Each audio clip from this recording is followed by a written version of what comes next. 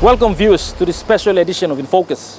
In this edition, we are at the Pacific Islands Telecommunications Association 27th Annual General Meeting, Business Forum and Expo, held here at the Hilton Hotel and hosted by Telecom Limited. We speak to leading companies in the Pacific Islands telecommunication and ICT sector. Take a look. The last time I was here was 20 years ago.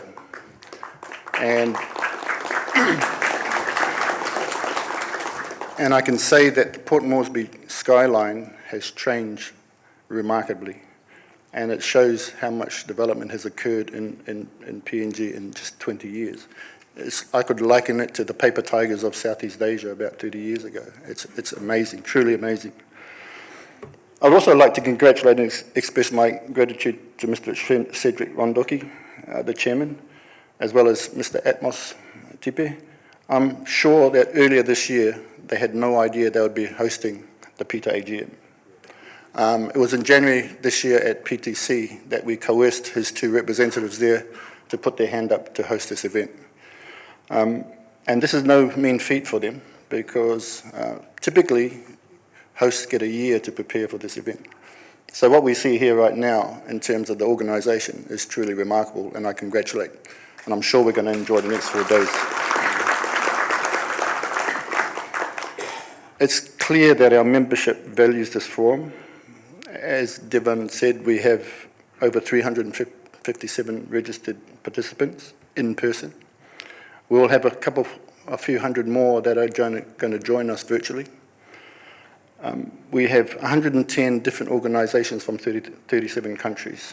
And I'd like to carry on the list, calling them out. No, I won't. But it shows that we remain relevant in the region and as a platform for meaningful exchange and collaboration. And that's what PITA was all about when we started it 27 years ago. And this is where my speech has to digress a bit, because when you write speeches in isolation from everybody else, Devon just used all my speech when he introduced us. So I'm gonna divert slightly and not waste up too much time.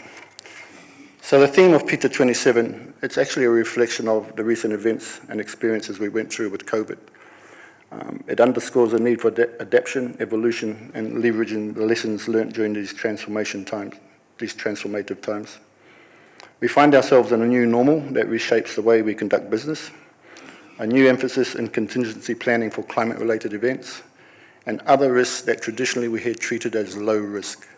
None of us would have contemplated a pandemic affecting us as much as we experienced for 2 years. And that is now, top of the list in terms of risk management. And what the pandemic did demonstrate that lifeline services rely heavily on telecommunications, the industry that we play a big part in.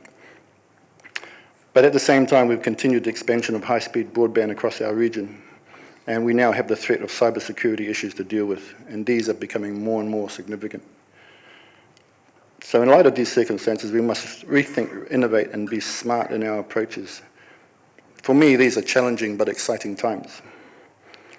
We have a high caliber of presenters and relevant content over the next 4 days, and I'm sure we'll all take away key benefits to assist us in the new normal. In wrapping up, I'd just like to acknowledge that we have an amazing cohort of sponsors for this event. This is the biggest cohort I've seen in 27 years of PITA AGMs. And I would say this is another testament to Atmos and his team in marketing this event. It's been truly amazing. And without these sponsors, it's very difficult for PITA as an organisation to fund this type of event.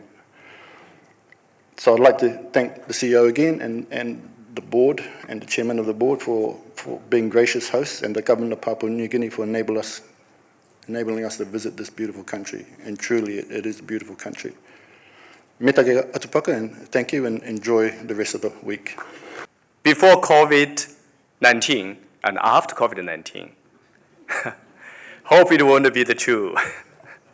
So we can see, and also for past 4 years, we have experienced a lot of uncertainties and challenges.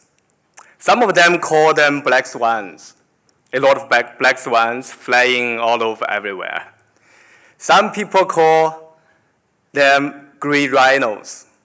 Some uncertainties which inevitably impact our lives, our jobs, our societies. So among all these disputes, geopolitical disputes, the possible financial recessions, COVID situation, and a lot of uncertainties and challenges all came.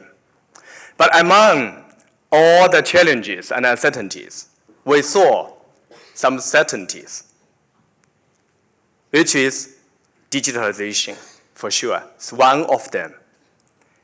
Low carbonization, for sure, is another one. So when we see the digitalization, we can see that in our traditional industries, the oil is playing vital roles as the most important resources, which form our infrastructure, like the highway, the factories, manufacturing, the basic infrastructures for our livings and for our economy development.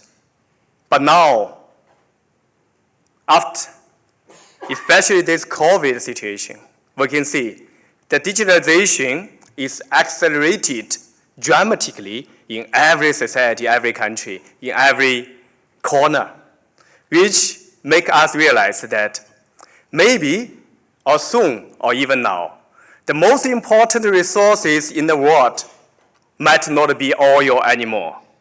It will be data. With all the data generation, with the development of digitalization society, with the development of digital economy, the 5G, the cloud, the AI, the big data, all these, especially OTTs, will bring us a new infrastructure, which will fundamentally change our styles of living, which will fundamentally change the models of our business and operations of our society. You can see these new technologies will become the future. The digital economy development now addressed most attention from all the governments. Hello everyone, my name is Ming. I'm the solar product expert. And let me introduce Huawei solar product. Actually, we started this business 11 years ago in 2012. And now we already have whole solution scenarios. So from the small solar product to the commercial and the industry solar product to the utility solar product. So let's start from the residential one. It's small size. For the residential, if you have villa, then you can put the solar panel on the rooftop, and we can provide you the inverter, both the single phase and three phase. And we also have the BESS, the battery cells, and also the PV optimizer, which can give a production for the PV panel, and also the EV charger. So for this one, you can use the solar in the daytime, and the battery can discharge at the nighttime. Here, we also bring our BESS demo here. This one, for each single cell, is 5 kilowatts hour. So total unit is 15 kilowatts hour. And in the daytime, it will provide power from the solar and the BESS. And in the nighttime, the BESS will directly provide the power to the load. And then if the battery is low bat, then the genset will start to charge the battery and provide the load. So this is the working mode. And actually, we already use this product in many Europe country and the Africa country. And nowadays, we bring this start product to PNG and the Pacific Islands. We hope to bring more green energy to Pacific Islands.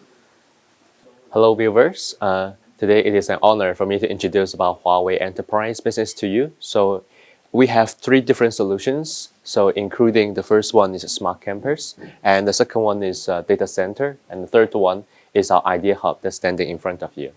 So for the first one, the solution is called Smart Campus. It has 3 different core features that we can provide to PNG and also other island countries here. So the first feature of our Smart Campus is that it has a better network. So as we know that in PNG island countries, the network connection may sometimes be very difficult. So with our Smart Campus solution, that we can provide the switches, routers, and access points that can help your campus more connected to a better internet. And the second feature of it is smart security with the access control system, intrusion detection system, as well as the emergency response system, that it can help make your campus more smart and more security. And the last one is about interactive collaboration, which is also called Smart Office, that we can have the video conferencing and also document sharing all using these devices in front of you. So in this way that we can help build a campus that more easy and more efficient for you to work. So, and the second solution is called Module Data Center. So for this data center that we can bring to PNG and also other island countries here is that the first one, it can be fast deployment. All the components are pre-manufactured and pre-installed in factories, and it can be on-site construction and preparation can be done at the same time, which can reduce the delivery time by 50% to 80%. And the second one is that it can be energy saving. So the data center of us can reduce the energy consumption by 8%, which can make our customers' return on investment reduced by 2 years. And the third one is highly reliable. The data center can automatically inspection the status of it. And with this auto inspection, that it can reduce the manual inspection for the data center, and then to easy operation and maintenance. And this third introduction is about our idea hub. As you can see from this big screen, so we have several different kind of sizes. For this one is the largest one, which is 86 inch. And we also have a smaller size, which is 65 inch. And the functions and the core feature of it is that firstly, you can do interactive play. So you can using the touch screen, simply using your hands, or you can using digital pens to write and to draw on this whiteboard. And you can also using projection through your laptop or simply your phone. And the second feature is that it can easily to have the video conferencing. So you can see that it is equipped with a camera, and also it can equip with the sound and also sound catch system. So in this way, you can easily have this video conferencing and doing the document sharing on the screen. And the last one is that intelligent collaboration. So with your colleagues that also has this idea hub that you can easily cooperate together to co-editing and also doing the document sharing, as well as for having the video conferencing as mentioned just now together. So yeah, that's the 3 solutions that we can bring to PNG and island countries.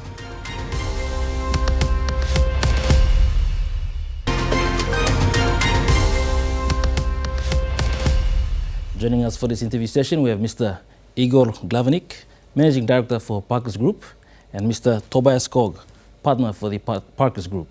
Gentlemen, thank you for joining us. Thank you very much. Thank you, Malcolm. Okay. Great to be here. Firstly, Igor, can you explain your business model and what your business is all about? Certainly. First of all, thank you for having us here for the interview. Great to be in Papua New Guinea for this conference. We're basically a consulting and training business. We provide consulting and training services for telecom industry around the world. We operate in about 40 countries at the moment, where we have customers on all continents, really, Asia Pacific, Middle East, Africa, Europe, North and South America.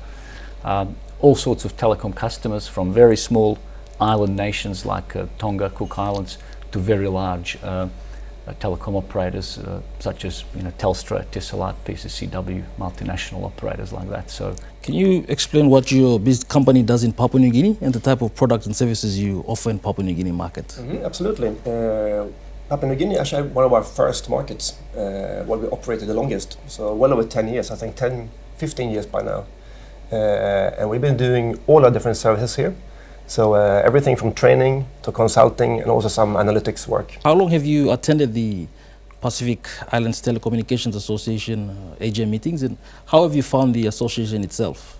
We've been a member of PITA for more than a decade, so I've attended more than a dozen meetings, probably covering every Pacific island in the last decade or so. It's a really fantastic event, great environment. You get to explore all the countries, different cultures, make contacts. They're very often turned not only from the business into really personal friendships with a lot of people over this time. So it's a really fantastic venue for networking for the telecom industry in this part of the world, and we highly recommend it to the newcomers to the telecom industry to take part in this PITA forum and conferences that are organized. From a Pacific Island telecommunications space perspective, what are some challenges you perceive from that are currently posed to Pacific Island telecommunication services, and how do you think the Pacific Island countries can best, work around those challenges? The question's great, and every country will have a unique set of challenges, because when you say Pacific, it's a very big area and very diverse type of countries with which, small islands that have very small populations that you can cover very easily with 2 or 3 mobile towers, all the way to Papua New Guinea, the largest country in the Pacific, 9-10 million people, that has very challenging geographical terrain, very low incomes.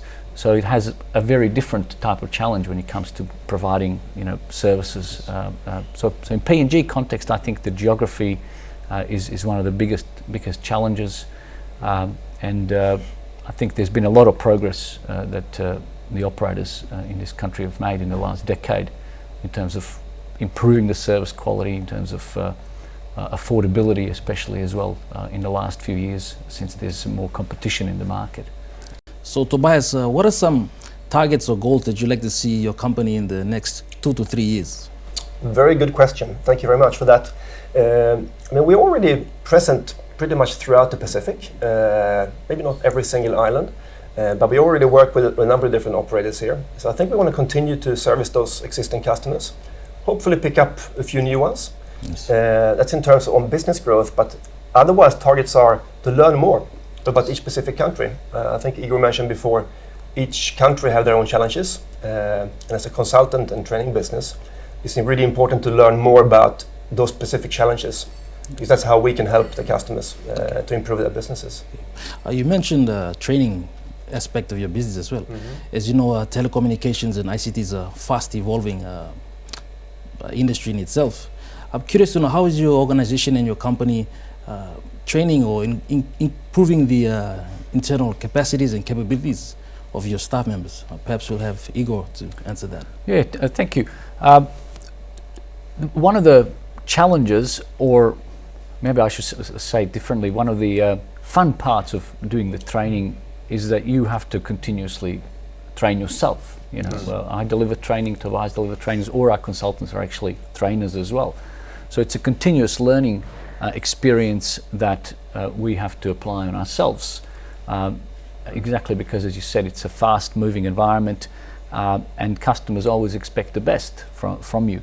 So we have to continue learning ourselves and try to translate that knowledge into training courses and really practical workable solutions for the customers, because the best learnings are done when customers try to do something themselves. So we really try to incorporate practical elements of learning into our trainings with the customer, rather than just talk about the theory. Finally, how have you found the 27th PITA Annual General Meeting and Business Forum and Expo that's currently held here at the Hilton Hotel?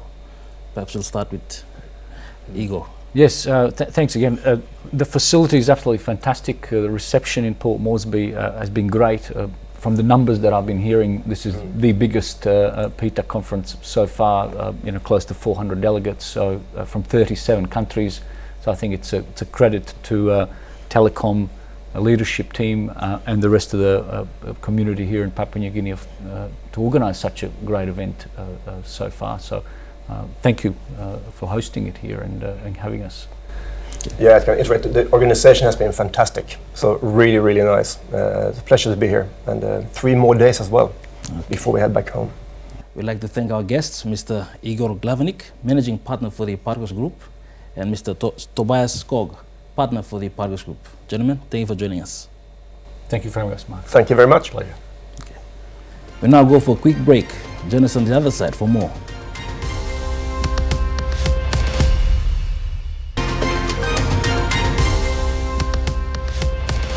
In this session, we discuss with Mr. Alan Chang, Sales Manager for SES Pacific Region. Mr. Chang, thank you for joining us. Malcolm, thank you. It's a pleasure and honor. Okay. Firstly, Alan, can you give us a brief background of your company and the meaning behind the abbreviation SES? Certainly. So SES, we're actually a global satellite operator, one of the first satellite operators in commercial industry. So we started back in 1985. I would refer to us as old space. We were there right from the very beginning. Now, SES, that stands, it's a French name actually, and that stands for Société Européenne des Satellites. We're headquartered in Luxembourg, and we have offices all around the country, all around the world, sorry. Okay. What did you formally enter the Asia Pacific market, and how have you found the region's market in terms of its potential? Sure. So we first entered Asian Pacific market with the acquisition of AsiaSat back in 1999. So we were covering, capacity over a number of Pacific nations in the early 2000s. But what people in the Pacific region probably know us best as is O3B. That stands for Other 3 Billion. That was what I would refer to as new space.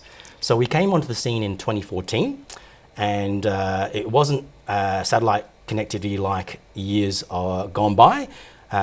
We were the first in non-geostationary orbit satellite connectivity.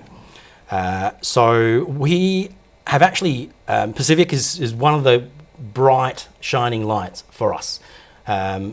We did extremely well in the Pacific because we brought connectivity and really good connectivity to nations who were struggling before with older technology satellite and very limited amounts at that because it was quite expensive. So we're very proud to have played a part in developing the Pacific with good access to the outside world. Okay. You mentioned the opportunities that the Pacific presents for your company.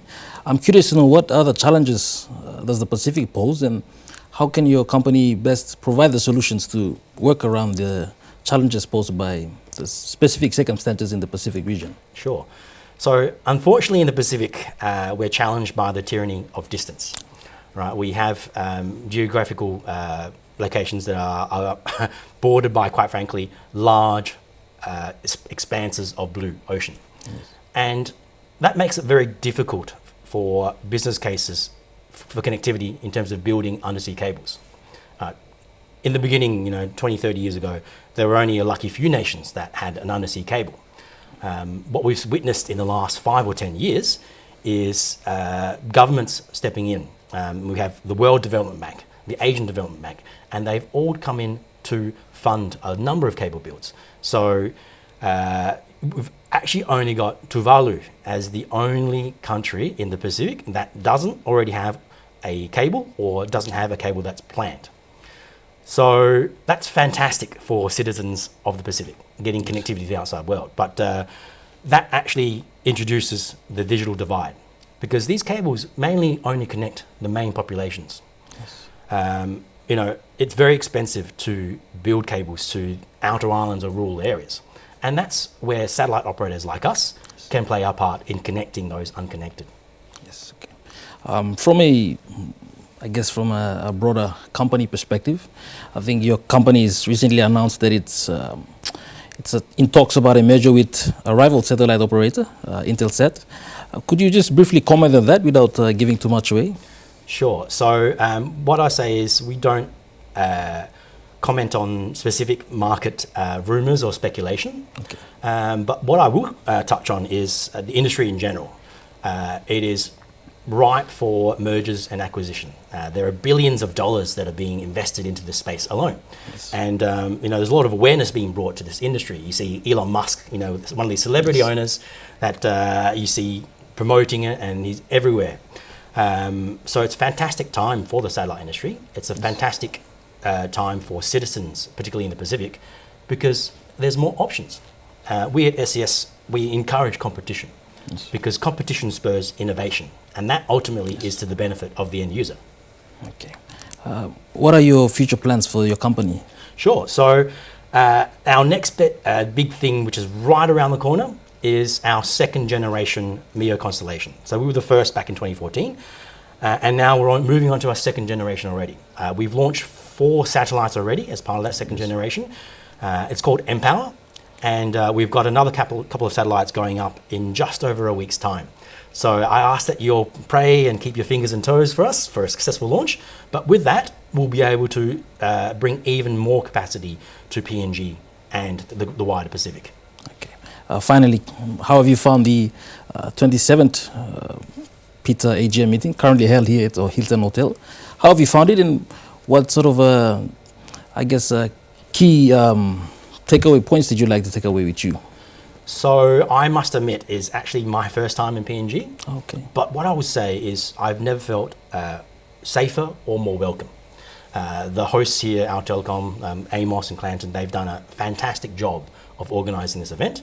And PITA, as an association in general, does a brilliant job in allowing collaboration, allowing the sharing of knowledge, the sharing of ideas.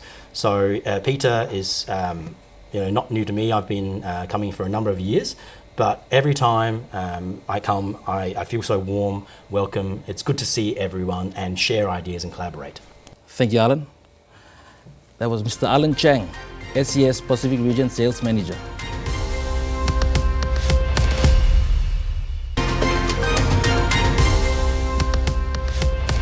Welcome, viewers. In this segment, we discuss with Mr.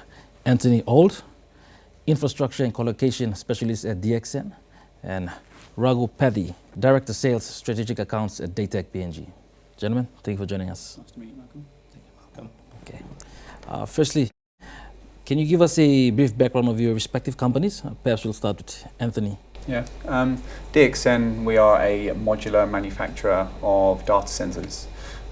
We are located in Perth in Western Australia. We are an ASX listed organisation, and we support the Pacific Islands for deployments around data centres, telecommunications, and any type of infrastructure services that are required in the area. Okay, yeah, Daytech. Daytech has been in the PNG from the last 36 years. We are 100% owned by Telecom Limited. We basically are the complete ICT solutions provider in the country. When I say ICT solutions, it relates hardware as well as software solutions, any solutions for that matter related to IT industry. So our customer base is varied from all the sectors, from mining to government to corporate to health and education basically. So yeah, so if anybody requires any IT solutions in PNG, Daytech is a one-stop shop. Anthony, from a broader perspective, what do you think improvements in data centers and data security, what could they do to the economy and society of the Pacific Island countries? With data centers, it's all about efficiencies, it's all about security. From what I'm learning, this is my first trip to PNG, is that there's a huge requirement for connectivity and telecommunications around the whole of the island. And the data center is a key focus of that environment. So the data center houses the infrastructure for the telecommunications, the servers, the storage, and the data center, what we offer as a total solution, very similar to Daytech, is the heart of what is required in these type of areas. What we do is a robust solution that's designed to last 25 years, and it's what will grow as the telecommunication requirements grow as well. So, you know, we feel that how we operate and how we've deployed already successfully in the islands is the reason why we are a great fit for what's going on here currently in PNG. Are you able to identify specific opportunities that Pacific Island countries provide for companies like yourself? Well, we've been talking to various organisations whilst we've been here at this event this week, so can't disclose anything specifically, shall we say, at the moment, because we've been talking about NDAs with these companies. DXN is partnered with Daytech on various opportunities as well. But what we've learned, as I say, in this week is there's a lot going on and there's a need for what we do and our expertise from Australia. How do you see the field of storage of servers evolving in the Pacific in the coming years, and what roles do you see for companies like DXN as well as your partner organizations like Daytech? Scalability. The infrastructure is getting wider, it's getting bigger. There's a requirement for cloud platforms here in PNG, Google, AWS, Oracle. These are the type of things we're hearing in the seminars. And they all need to be housed somewhere. So there's a few organisations already that are talking about co-location in their data centres. But DXN with Daytech will be offering those services via cloud solutions in our facilities. So it's only going to get bigger as the people of PNG get access to connectivity on their phones, on their laptops, whatever it might be. It's only going to grow and explode. So, you know, that's where we feel we are really strongly positioned to be able to provide that all-round solution, and obviously with Daytech. From a broader perspective, the telecommunications and ICT field is a very fast evolving sector in itself. How are your respective organizations improving your own internal capacities and capabilities to be on par on global standards and be more compatible with the, I guess, international standards that are expected from your clients? Perhaps we'll start with Raghu. We are in the business of providing IT solutions. That also means that we strive to bring the latest technology in telecommunications and storage facilities to the country. As Anthony has mentioned, technology is evolving. Yes. It keeps on changing, it keeps on developing and improving, and we as a provider in the country, we take our responsibility not only to sell the technology here, but also to empower and educate the customers. Like a part of that is our training center, where we empower the students or the IT resources in the country to bring the knowledge, the new technology to them, so that they can take care of the infrastructure and the solutions that we provide. That's one part of our solution. Plus, we also partner with the latest vendors to bring the new technology like IBM or HP or Lenovo, Cisco.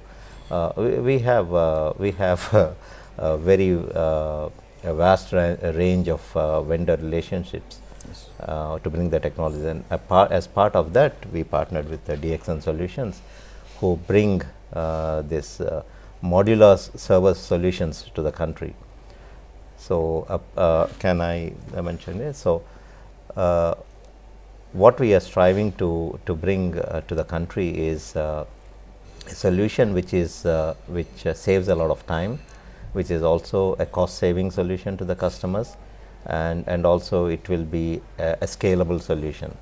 When I say scalable, what it means is, like nowadays there is an increase in the data storage for all the customers and also processing power because of the various technologies they are using.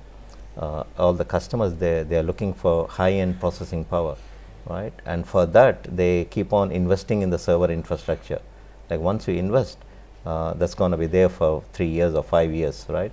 But in the meantime, if the technology changes, or if any software or any application changes, then probably the existing infrastructure is not sufficient to cater to the needs.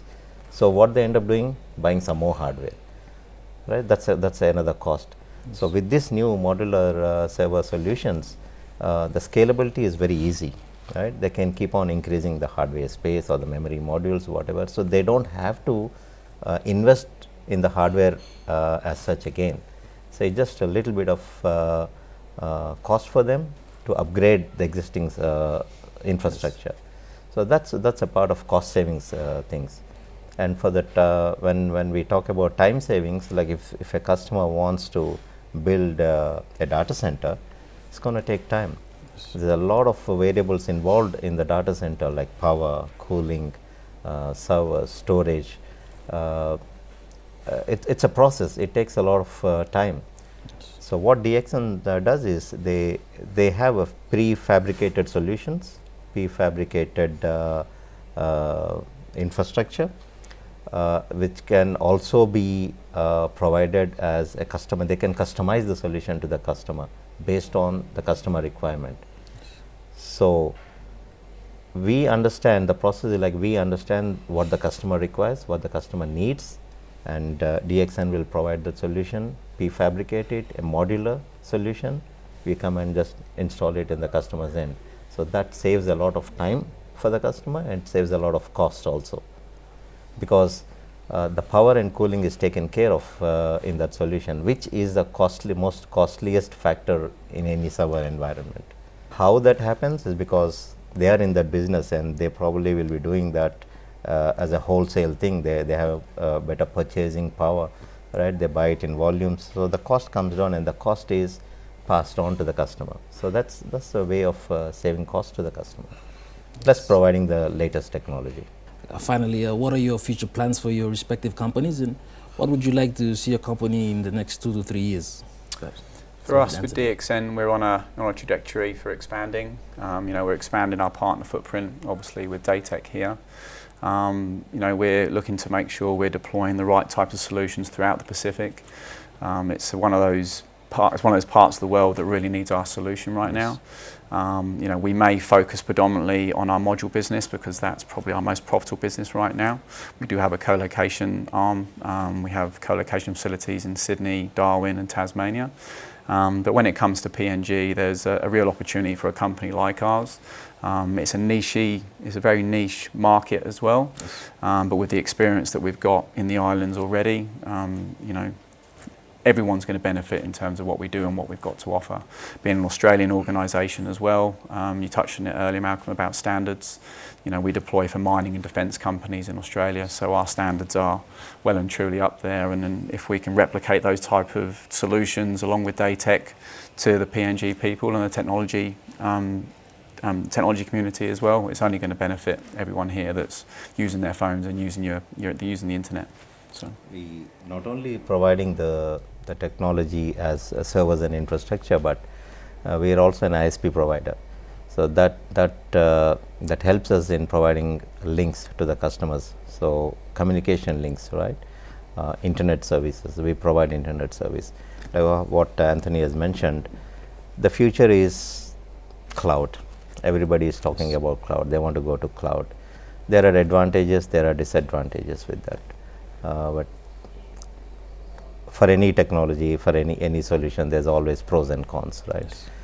But that's the way the world is going, right? Cloud, they're talking about cloud. But we all know the cloud is in a data center, so and that's the core of it. PNG hasn't got large data centers. We know a couple of companies out there are looking. They've opened their data centers now, but it's not a big city location here like a Perth or a Sydney or a Melbourne. So that's why you have to take the data center to the edge with the cloud. You need to have that connectivity. You need to give people access to those type of services so they can expand and use phones and use laptops. And the collaboration that DXN and Datec have got, we will bring the cloud to the edge and enable the country to communicate and use the telecommunication services that Datec are providing. And our responsibility as Datec is to bring that solution, the technology, to the customer's end.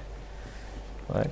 We do have a data center, saying that, but that's not sufficient. So that's one of the reasons why we partner with DXN to bring that technology and solution to PNG, right? And just not selling the solution to the customer, but we also provide service with the help of DXN. They will train us and we will train the end user. So it's an ongoing process. Gentlemen, thank you for your time. Thank you, Malcolm.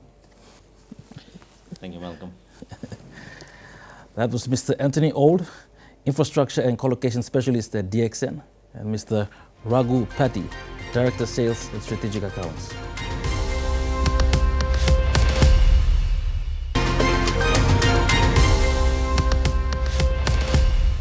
Welcome back, viewers. In this segment, we discussed with Kasifik Business Development Manager, Mr. Kasek Galgal. Kasek, thank you for joining us. Thank you for having me on the show, Malcolm. Okay. Firstly, Kasek, can you give us a brief history of your company? So, Kasifik Broadband Satellites, we have been around since quite a while now. But our Kasifik One satellite has been launched in 2019, and we've been fully operational since 2020. But Kasifik as a concept stretches long before that. Could you give us a brief overview of the type of products and services you offer? So in terms of our products, we have our flagship products, the Flex VNO, which is a dedicated service that we offer to enterprises across our markets. We also have the Gig Starter service, which is a retail product, which is sold by many of our partners within our markets as well. And that is offered to enterprise as well as home use and small business use as well. So that's one of our flagship products. Aside from that, we have specialized products, including the Comms Box, a disaster relief package that we have to offer and will be on display today. Aside from that, for the first time in the world and in Port Moresby, our auto pointing system will be on display here in Port Moresby, and our CEO himself will be demonstrating that. What are some of the specific challenges that you face within the Pacific Island markets, given that you have quite a significant presence in the markets within the region?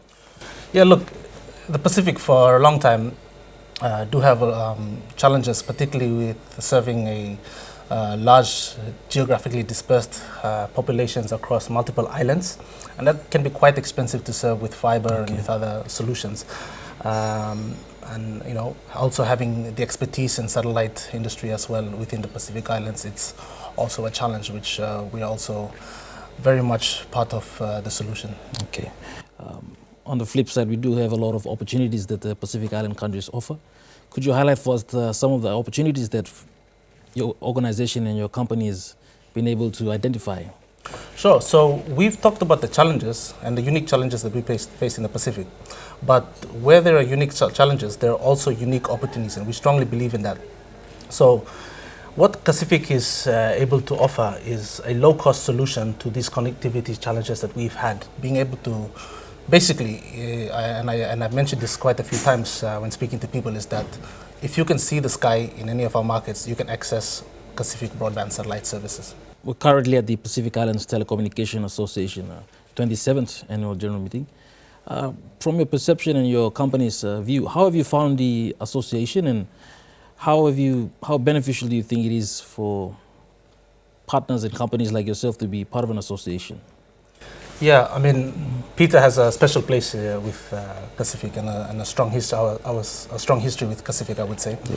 And I would say, our CEO and founder has mentioned to us and has told us the story that it is actually the Pacific Islands that has first believed in this company. Yes. And that gave us a chance. That at the time when Kasifik, the satellite, wasn't launched yet, it was at this PITA meeting back in 2013 that our founder was pitching the idea, and it was small countries that didn't have very many options for connectivity that first gave Kasifik a shot, and that started the snowball rolling for Kasifik, and got more people on board, and that's what brought us here today. Okay. How is your company and organization improving your own internal expertise and capabilities? Yeah, sure. Look, in the Pacific Islands, having expertise within the satellite industry, and I mean, it's not just in the Pacific Islands, but elsewhere as well. Having specialized expertise in the satellite industry is very hard to find. And Kasifik invests heavily in developing the talent and expertise required. But I would say uniquely, our investment does not stop just with Kasifik.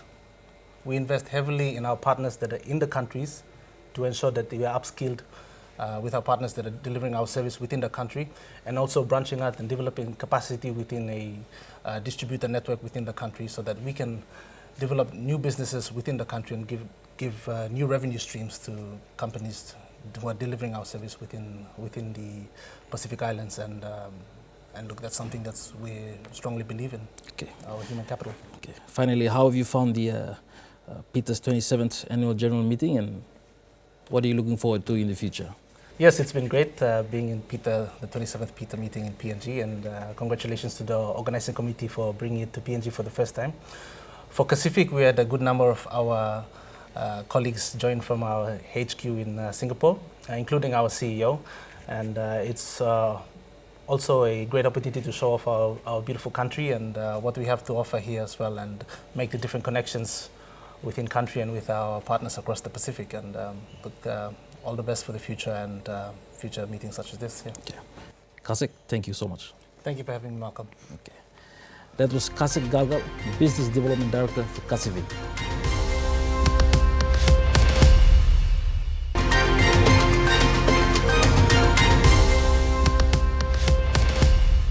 Welcome back, viewers. In this segment, we are joined by representatives from the Cambium Networks company. It was Mr.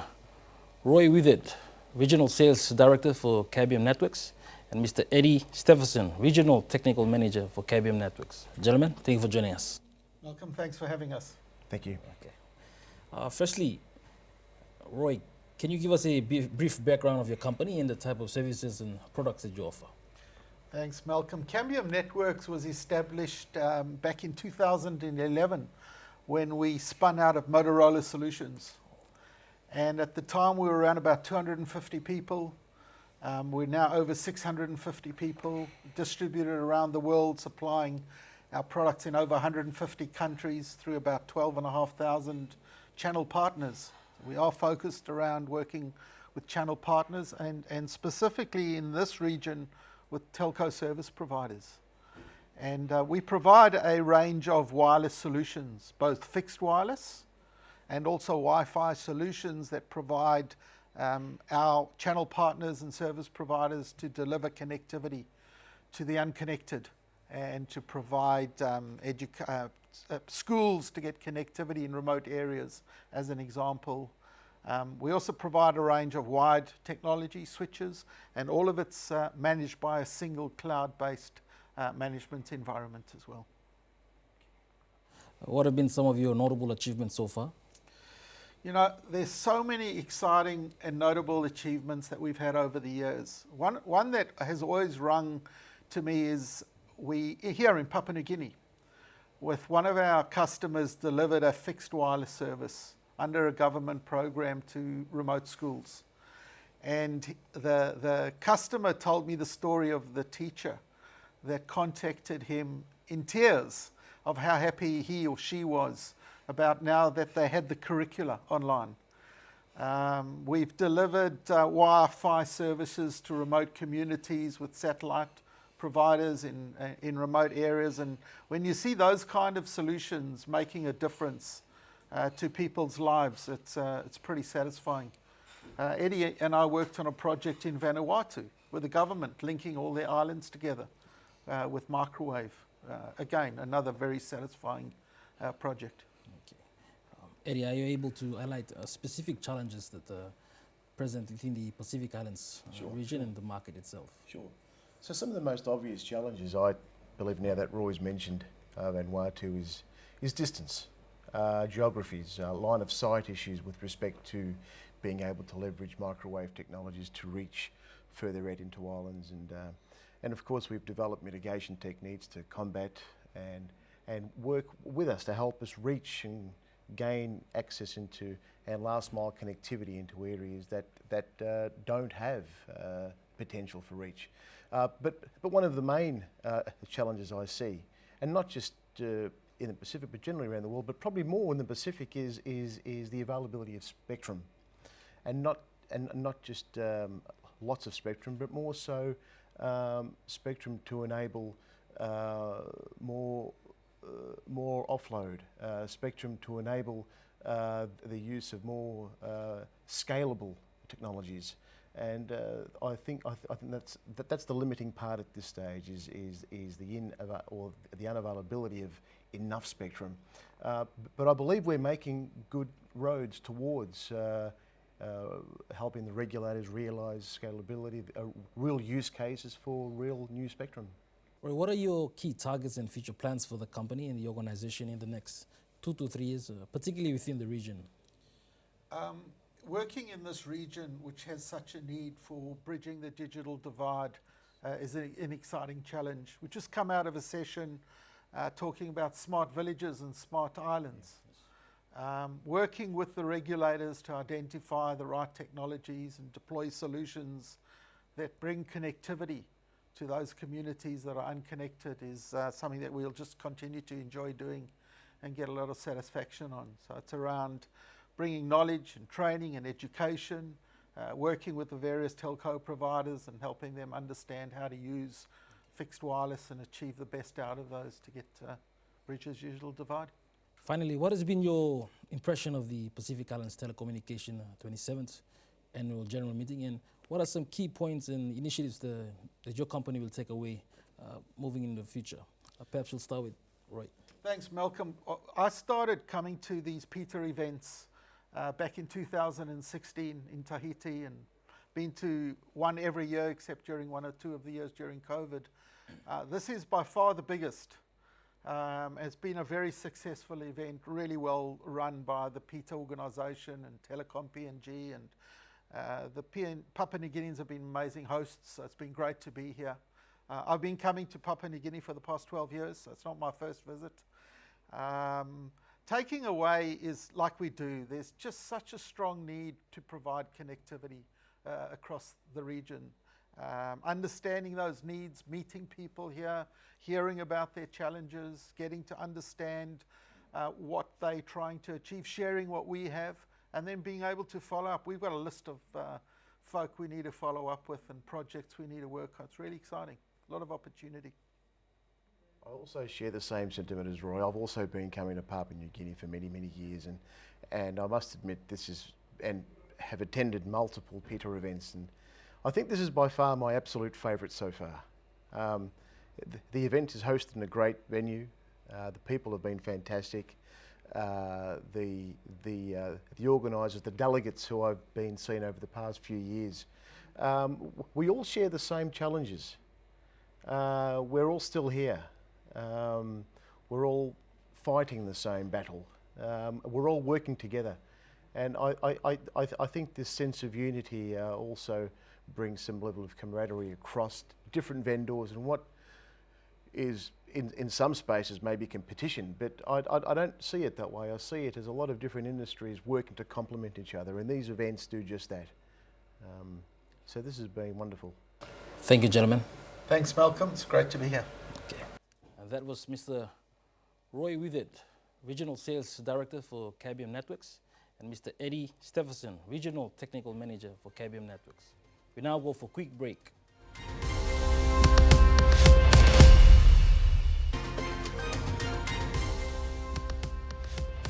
Welcome back to another edition of Infocus. In this segment, we speak with the PNG Dataco's General Manager Commercial, Une Ome, and Mr. Paul Comboy, CEO for PNG Dataco. Gentlemen, thank you for joining us. Thank you. Thank you. Okay. Mr. Comboy, can you give us a brief history of Dataco, as well as the major services and products that you offer? Thank you, Malcolm. For PNG Dataco, we were established in 2014. We started off as a result of a broadband study that was done by KCH, Commonwealth Consolidated Holding, in relation to reforming the state-owned enterprise for the telco sector, mainly telecom and B-mobile. In there, they identified as there was an issue in relation to backhauling of communication in the country. So that came about the establishment of PNG Dataco. So we started off by consolidating assets from PNG Power, the LNG fiber, transfer of assets from telecom, the submarine cables, and then also we built new aerial fiber up in the highlands. Yeah, so that was from 2014 up until 2018, 2019.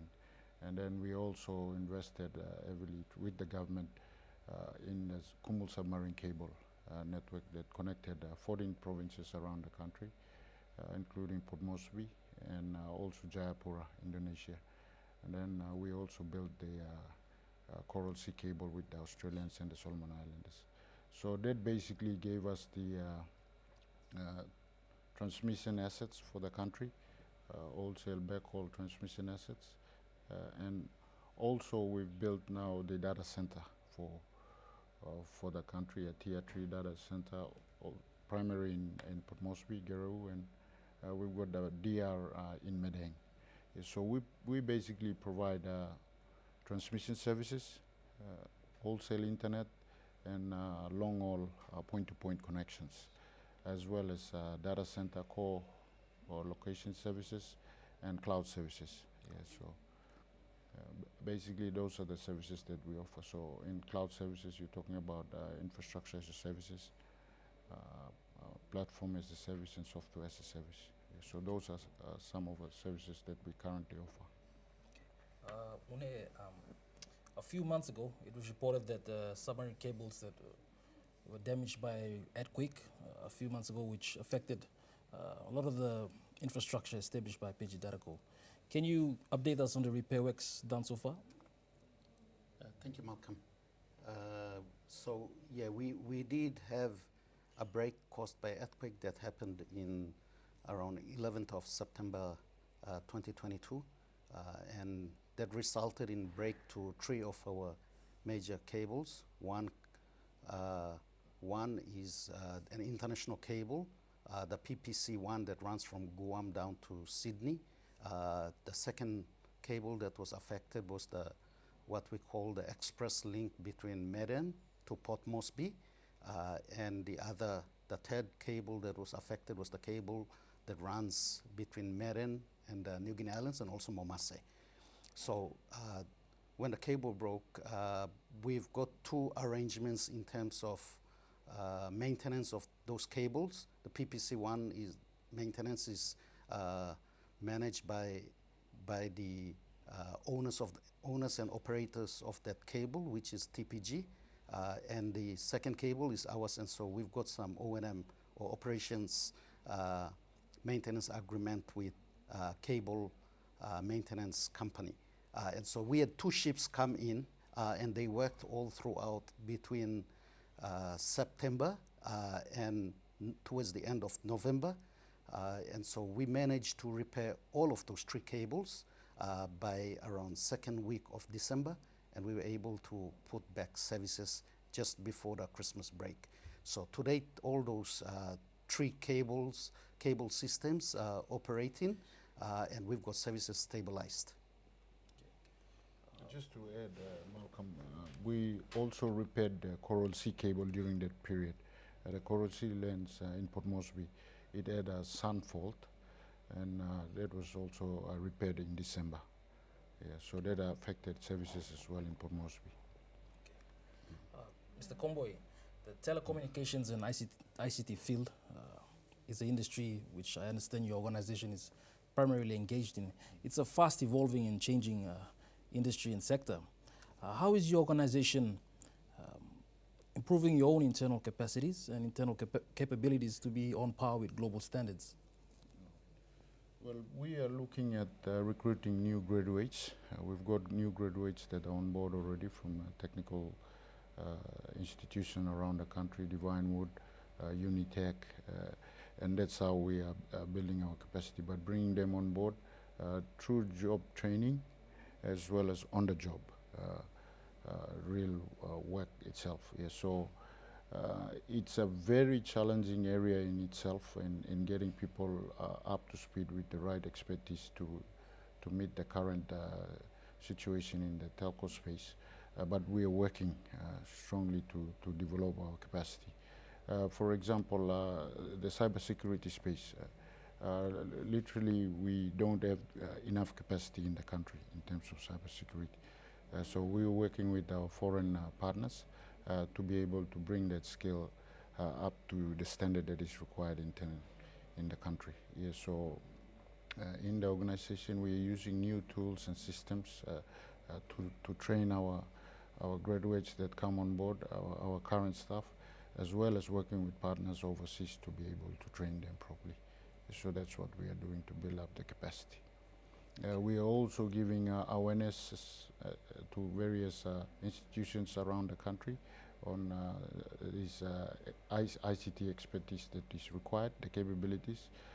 We are also working with universities. For instance, Goroka University of Technology, University of Goroka, UOG, We are now supporting them in terms of lecturing their cybersecurity class in computer science and mathematics. So we've been providing that for over a year already. This is the second year now we're doing that. So we provide full lectures for the students as well. Okay. Yeah. Mr. Ome, what are some of the key targets and goals that you have for the organization and the company as a whole in the next 2 to 3 years? Thank you. So in terms of the targets that we have, so the overall targets for the sector set by NICTA as well as the policymaker, the Department of ICT and the Ministry.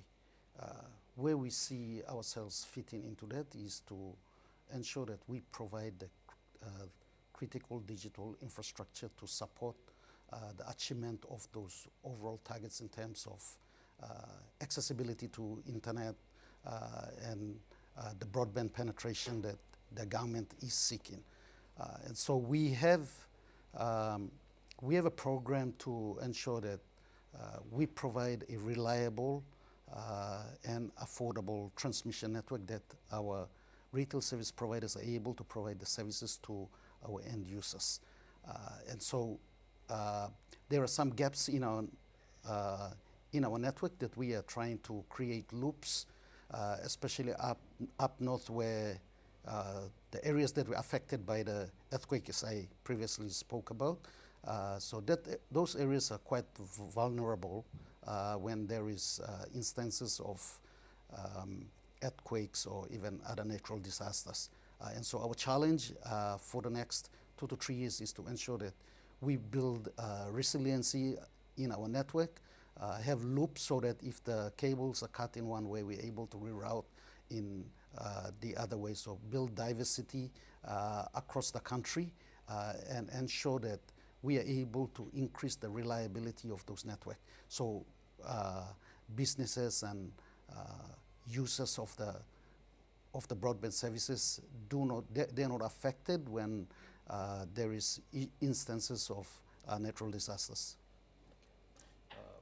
Finally, what has been your impression of the recently held and concluded Pacific Islands Telecommunications Association 27th Annual General Meeting?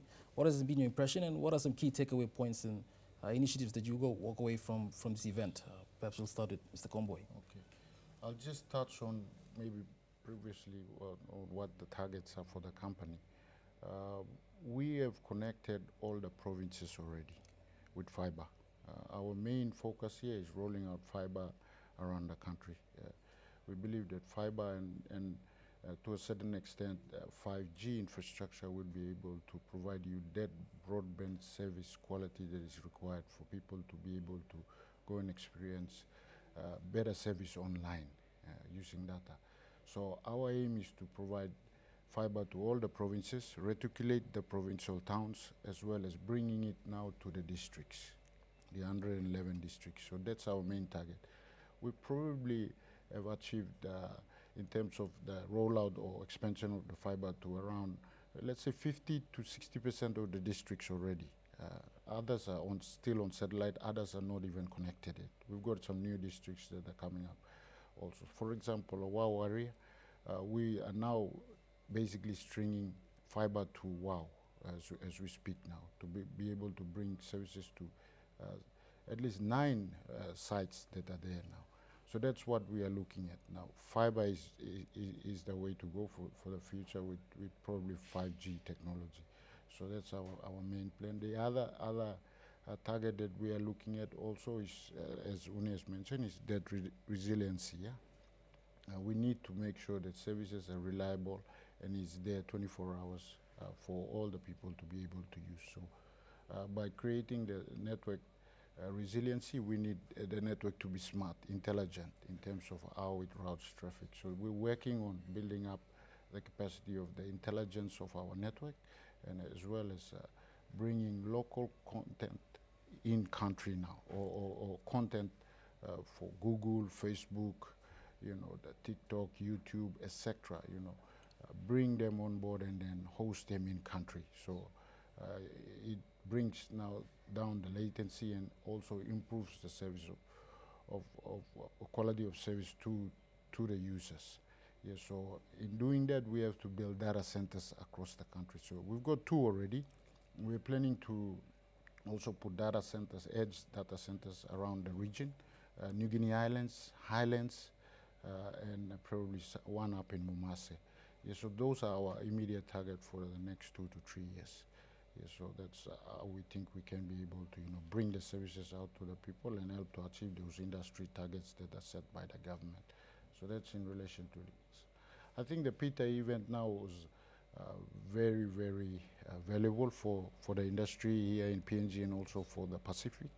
I think it showcased the importance of us using ICT or digital technology for our growth or development in the country. So we've seen a lot of new technologies that have been presented during the PITA summit, as well as new partners that are coming on board now and trying to partner with us to help us to develop this market. They see that PNG is really an untapped market.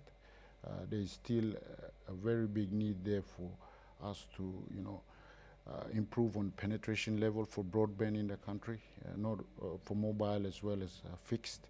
And so I think they're really, really excited now for us to partner and then see how we can be able to move forward with some of these new technologies. So I think everybody that arrived to Port Moresby and especially PNG are very impressed with the event, how it was put together by Telecom. And I think everybody, yes, so congratulations to Telecom and the team also for, doing a very good job in hosting this. Yeah, so I think we've done well in terms of hosting this event, and we've definitely gained a lot from it. Yeah. Any points you'd like to add on as well? Yeah, I think the event is a success. It has over this week. One of the gains for us as a company is that we, because of the COVID, we never had face-to-face meetings with some of our partners, suppliers, customers, especially on the international front. And the event actually made that possible. It's an opportunity where we're able to have face-to-face meetings with those partners. And in addition to that, like my CEO has mentioned, we're able to also have that exposure to the new technologies, the present issues around the region, and the ways in which where we are able to collaborate with our regional counterparts. Because most of the issues around the region are common as island states, and it's the conference has helped us to be able to look at those common issues and find solutions going forward. So yeah, it has been a success, and yeah, congratulations to the Telecom team who have actually put a very successful event. That was PNG Dataco CEO Mr. Paul Comboy and General Manager Commercial Mr. Une Ome. Well, viewers, that's all the time we have for this special edition of Infocus. Till next week Monday, good night from us.